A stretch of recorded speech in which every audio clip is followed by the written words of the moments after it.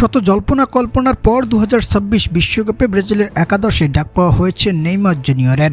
তবে ডাক পাওয়ার পর সমর্থকদের মাঝে এখন একটাই প্রশ্ন, 2026 বিশ্বকাপের প্রথম ম্যাচ মরক্কোর বিপক্ষে ব্রাজিলের একাদশে থাকবেন কি দলটির ইতিহাসের সর্বোচ্চ এই গোলদাতা?